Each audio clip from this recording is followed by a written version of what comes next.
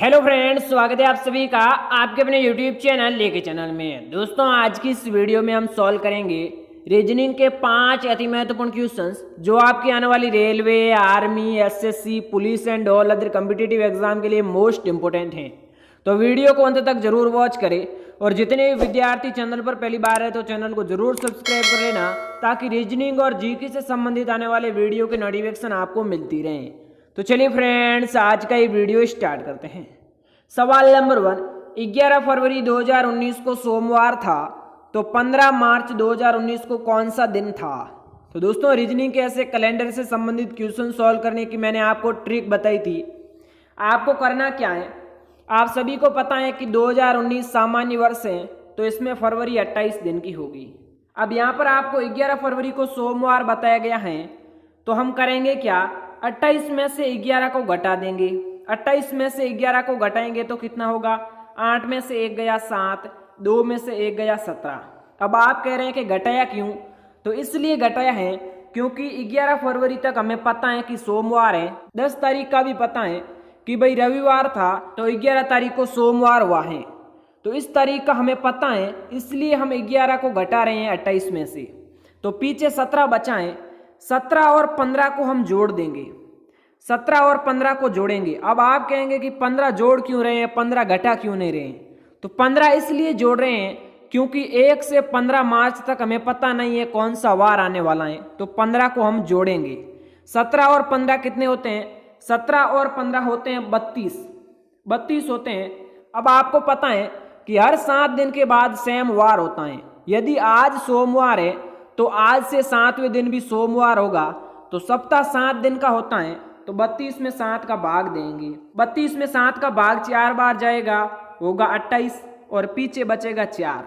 अब आपको करना क्या है कि सोमवार में 4 को जोड़ेंगे तो हमारा आंसर आएगा। सोमवार के बाद में क्या आता है, मंगलवार, मंगलवार के बाद में बुधवार, बाद में गुरुवार और बाद में शुक्रवार, तो चौथे दिन शुक्रवार होगा, तो इसीलिए हमारा 15 मार्च को भी शुक्रवार ही होगा।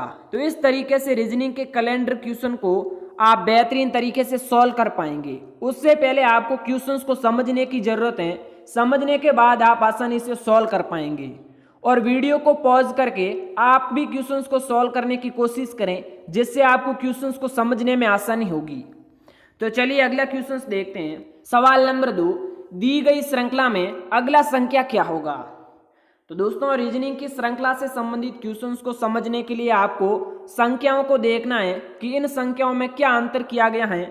उसी तरह हम प्रश्नवाचक चिन्ह पर आने वाली संख्या को ज्ञात करेंगे। अब आप सोच रहे होंगे कि 3 में 6 को जोड़ा, तो 3 में 6 को जोड़ेंगे तो 9 होगा, लेकिन यहाँ पर 12 आ रहा है। तो इस तरीके से क्वेश्चंस को सॉल्व नहीं किया गया है, दूसरे तरीके से सॉल्व किया गया है।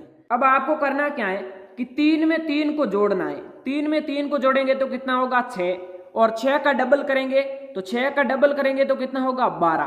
तो इस तरीके से अगली संख्याओं में भी आपको करना है। अब आपको करना क्या है कि 12 में 3 को जोड़ना है, क्योंकि यहाँ पर भी 6 में 3 जोड़ा गया है, और यहाँ पर भी हम 12 में 3 को जोड़ेंगे तो कितना होगा, 15। अब आपको करना क्या है, 15 का डबल करना है, क्योंकि यहाँ पर भी 6 का डबल किया गया है, तो हम 15 का डबल करेंगे तो कितना होगा, 30। अब यहाँ पर आपको करना क्या है कि 3 जोड़ना है। 3 जोड़ेंगे तो कितना होगा, 33। यहाँ पर भी क्या किया गया, 12 में 3 जोड़ा तभी 15 हुआ। अब हम 30 में 3 को जोड़ेंगे तो कितना होगा, 33 होगा।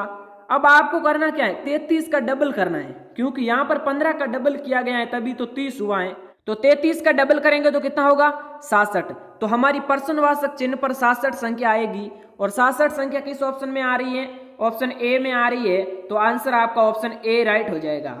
तो इस तरीके से श्रृंखला के क्वेश्चंस को आपको सॉल्व करना है। आपको ये देखना है कि इन संख्याओं का किस तरह संबंध है, उसी तरह हम अगली वाली संख्याओं में संबंध बनाएंगे, तो हमारा प्रश्नवाचक चिन्ह पर आने वाली संख्या आ जाएगी। तो दोस्तों, हम अपने चैनल पर डेली जीके और रीजनिंग से संबंधित वीडियो लाते रहते हैं, तो चैनल पर पहली बार है तो चैनल को जरूर सब्सक्राइब कर लीजिए। तो चलिए अगला क्वेश्चन देखते हैं। दी गई आकृति में कितने त्रिभुज हैं? तो दोस्तों, रीजनिंग में त्रिभुज से संबंधित ऐसी आकृति यदि आपको कहीं पर भी दिखाई दे तो आपको करना क्या है, बस मैं आपको एक ट्रिक बता रहा हूं, उसको आपको समझना है। आप देखेंगे कि इसको कितने भागों में बांटा गया है, तो कितने भागों में, 3 भागों में बांटा गया है, 1 2 3। तो हम यहां पर करेंगे क्या यहाँ पर एक भाग, यहाँ पर दूसरा, यहाँ पर तीसरा। अब हम इस सभी को जोड़ देंगे, तो जोड़ेंगे तो कितना होगा, जोड़ेंगे तो कुल होगा 6। तो इसमें आपके त्रिभुज कितने हैं, 6 है। तो इस तरीके से आप सॉल्व कर सकते हैं। अब आपको मैं काउंट करके भी बता सकता हूं। यहाँ पर आप देखेंगे एक त्रिभुज है, यहाँ पर आप देखेंगे एक त्रिभुज, और यहाँ पर देखेंगे एक त्रिभुज। तो 3 त्रिभुज तो यहाँ पर बन रहे हैं। तो दूसरा त्रिभुज आप देखेंगे तो एक त्रिभुज यहाँ पर बन रहा है और एक त्रिभुज यहाँ पर बन रहा है। तो ये कितने हुए, 2। अब आप 3 में 2 जोड़ेंगे तो कितना होगा, 3 में 2 जोड़ेंगे तो 5, और एक ये पूरा त्रिभुज बन रहा है। तो 5 में 1 को जोड़ेंगे तो कितना होगा, 6 होगा, और 6 आपका आंसर आ रहा है। और 6 किस ऑप्शन में है, 6 ऑप्शन सी में है। तो इसका आंसर ऑप्शन सी राइट हो जाएगा। तो इस तरीके से यदि आपको ऐसी आकृति रीजनिंग में कहीं पर भी दिखाई दे तो आपको करना कुछ नहीं है, इन जितने भागों में त्रिभुज को बांटा गया है उसको जोड़ना है और आपका आंसर आ जाएगा। तो चलिए अगला क्वेश्चन देखते हैं। एक विशिष्ट कोड भाषा में RUMOUR को MURRUO लिखा जाता है। इस कोड भाषा में RACKET को किस प्रकार लिखा जाएगा। तो दोस्तों रीजनिंग के ऐसे क्वेश्चंस को सॉल्व करने के लिए आपको ये देखना है कि इनमें ऐसा क्या परिवर्तन किया कि जिससे ये शब्द बने हैं, उसी तरह हम इसमें परिवर्तन करेंगे और हमारा आंसर आ जाएगा। अब आपको करना क्या है, इस संख्या को ऊपर लिखना है, इस संख्या को नीचे लिखना है, ताकि आपको समझने में आसानी होगी। तो चलिए लिखकर देखते हैं। RUMOUR। अब इसको नीचे लिखना है MURRUO। अब आपको थोड़ा सा दिमाग लगाकर देखना है, ये जो R है ना, इस R को यहां पर लेकर आ गए और M को यहां पर, और ये U है ना अपनी जगह पर ही है। अब हमें करना क्या है, इसी तरह ऊपर नीचे लिखना है RACKET। अब आप देखेंगे इस R को हम यहां पर लेकर आएंगे और इस C को यहां पर लेकर आएंगे और A को यहां पर ही रखेंगे। अब इसमें देखेंगे क्या किया है, O को यहां पर लेकर गए, R को यहां पर लेकर गए और U को यहीं पर रखा है। तो यही परिवर्तन हम इसमें करेंगे। ये K को यहां पर ले आएंगे और T को यहां पर लेकर आएंगे और E को बीच में ही रखेंगे। तो ये किस में बन रहा है, CARTEK। तो CARTEK आपके C में बन रहा है। तो इसका आंसर ऑप्शन सी राइट हो जाएगा। तो रीजनिंग के ऐसे क्वेश्चंस को आप इस तरीके से सॉल्व करेंगे। तो दोस्तों ये रीजनिंग पार्ट नंबर 7 है। पार्ट नंबर 6 को अभी तक आपने नहीं देखा है तो डिस्क्रिप्शन में लिंक दिया गया है। चलिए अगला क्वेश्चन देखते हैं। नीचे दी गई प्रश्न का सही वैन आरेख बताएं। यहाँ पर चीन, भारत और एशिया का आपको सही वैन आरेख बताना है।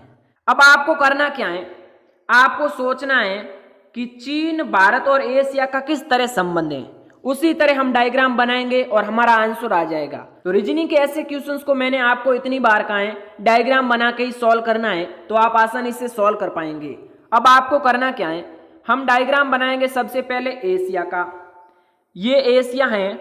उसके बाद आपको पता है चीन और भारत एशिया महाद्वीप में ही आते हैं, तो यहाँ पर चीन हो जाएगा और यहाँ पर भारत हो जाएगा, क्योंकि चीन भी एशिया महाद्वीप में आता है, भारत भी एशिया महाद्वीप में आता है। तो ये हो गया आपका एशिया महाद्वीप, और ये एशिया के अंदर भारत और ये चीन। तो ये डायग्राम किस में बन रहा है, ये डायग्राम ऑप्शन ए में बन रहा है। तो इसका आंसर ऑप्शन ए राइट हो जाएगा।